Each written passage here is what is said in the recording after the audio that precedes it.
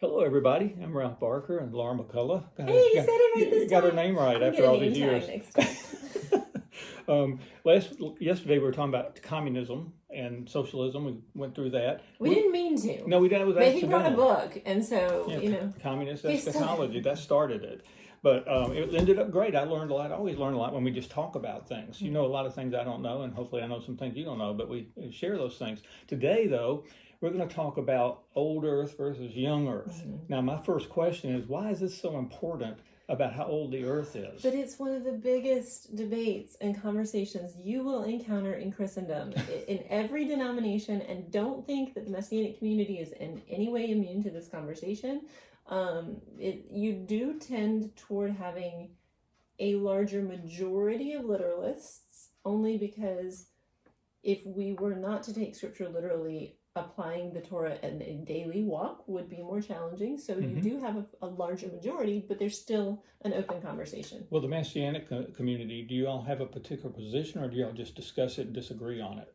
It tends much more toward New Earth. Okay. Toward very literal, 7 literal calendar days, 24-hour periods. But it also isn't, in the communities we participate in, it doesn't tend to be a super divisive conversation, only because it's not a salvational matter, which one you believe. Now, some people will argue that it is absolutely a salvational matter, which one you believe, because if you don't believe that it's 7 literal days, then you can't possibly interpret the rest of Scripture accurately. I remember Ken Ham, he would go speak. Well, I heard him speak one time, and he said, "Well, scientists say that the Earth is 300 million years old," and he always asked the question, "Were you there?" I mean, how do you know it's 300 million years old? Of course, you go back to atomic testing or dating. What do you call it? Carbon dating. Carbon dating. Of course, when I got married, I carbon dated Susan to make sure she was really her age. I learned to do that. Never know about it. I know somebody. Is that going in your dating book? I actually married somebody who. No, I didn't marry. They were married. I knew them, and you performed the wedding. No, I didn't actually. This is somebody else I was thinking. It sounded like you're saying you married someone other than Susan. No, don't tell her. No, but she married a guy and found out later he was 10 years older than he told her. So, I mean, you can't carbon date them, but I mean, you need to make sure do some background checks, especially nowadays. You don't know what you're dealing with out there. Premarital counseling is important. Yes, it is. Okay. But the old Earth, young Earth thing, I don't know how. I really don't know how they come up with these figures, other than carbon dating, if that's what they use. So you believe in New Earth? Yeah, well, I believe in a young Earth. Okay. Young Earth, yeah. 6, 8. Sorry, New Earth is Eckhart Tolle. That's the wrong direction entirely. Young Earth. Sorry. Bishop Ussher? Yes. Okay, if you have a Scofield Bible, for example, on every page it says what year it is. And as far as I remember, Adam and Eve were supposed to be created at 4004 BC at 2:30 in the afternoon. Right, and so we like get into some date setting that's a little arbitrary, and a lot of the Jewish sages, you have a lot of that too. There's very, very specific what day of the year, what time, and when you get into looking through some of their calculations, some of them are fascinating, and some of them are highly suspect, and there's a lot of supposition, and there's a lot of...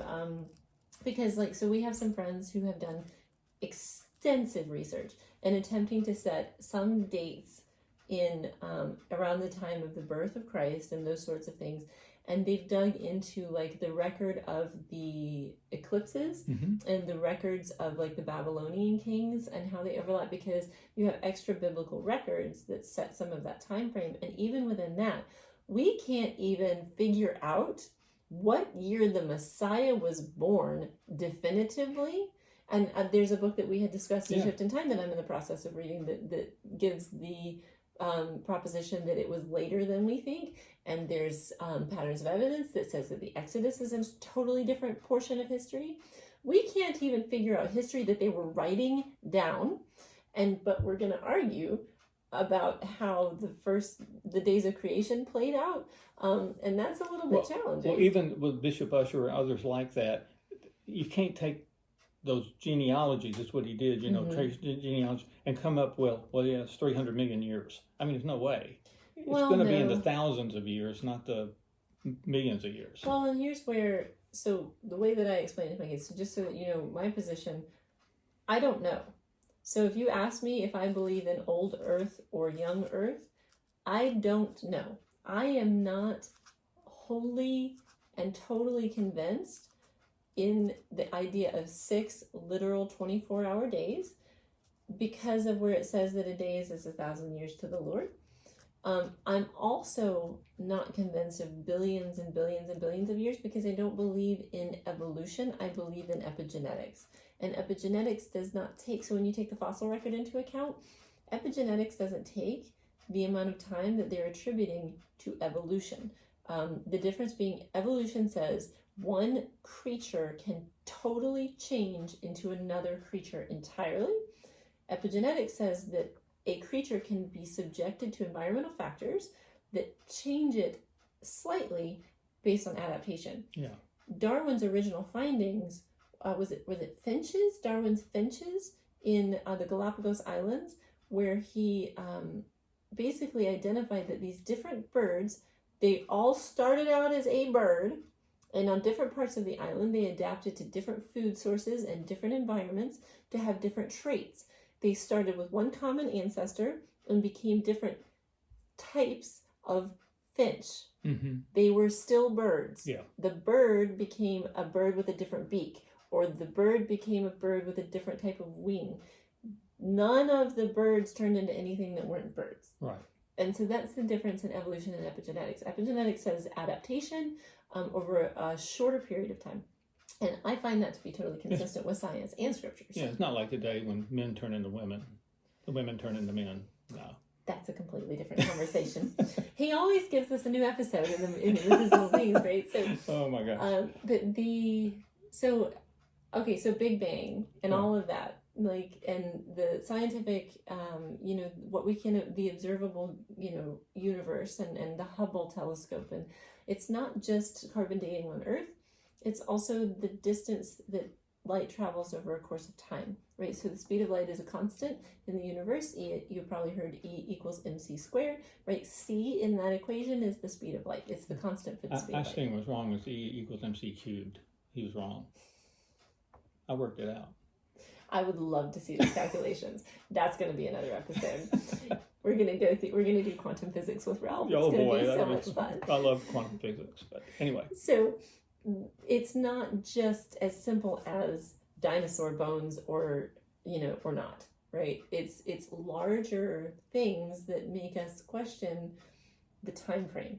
But one of the things that I actually think that both can be totally true. So there's no reason whatsoever that the account of the earth, because it doesn't say that the earth was formless and void. It says the earth became formless and void, which means that the earth existed before, and the water was there already. He doesn't create the waters in the account in Genesis. The Spirit of God hovered over the face of the water, so something was already there. It wasn't nothing. So if the account in Genesis going forward is the literal 6,000 years and the young earth, that's totally fine and fits in the biblical context. And then if before that, there are things that exist in the universe, and there is the expansion from the moment that God spoke matter into being and those sorts of things. That's not actually contradicting everything from Genesis forward. So people then ask, why don't we have a description, right? Why do we need a description?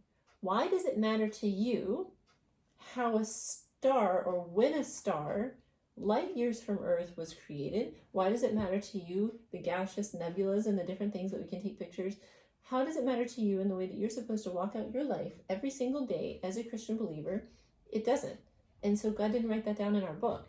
He started at the moment that it mattered to us and where we started. And then it says that later we'll know as we are known, that now we see as in a mirror dimly. Mm-hmm. Right? It doesn't say we're looking through a window dimly, because that would be looking out. It says we see as in a mirror dimly, so we don't understand ourselves, even our own creation and our own nature. So that's my thoughts. I thought another program we can do too is similar to this. Mm-hmm. Global flood or local flood? That's that's a semantics issue though, because you get into the words on universal flood or localized flood. But we it's we have people walking in that don't know we're doing our show. That's okay. It's a good conversation. Looking in the window. Don't let them intimidate you. It's kind of So weird. old Earth versus young Earth. My understanding is that it's not a salvational question, and we shouldn't argue about it. The discussion of whether or not it's salvational, because it makes you question whether or not the rest of Scripture is literal, is valid. But I put forward the idea that it can be both. That you can believe the scientific record, and that you can believe the literal context of Genesis 1 and they not be in contradiction. I actually think that they support one another. Okay, good point. I think it was good. I guess we'll close out here since everybody's coming to church I know, now and they're going to make everyone's noise. So, coming. but again, we appreciate your We're watching. super professional, guys. You just wait. Like, we don't even have our paper arrow to point. Wait, where is it? Right here? Where's my paper?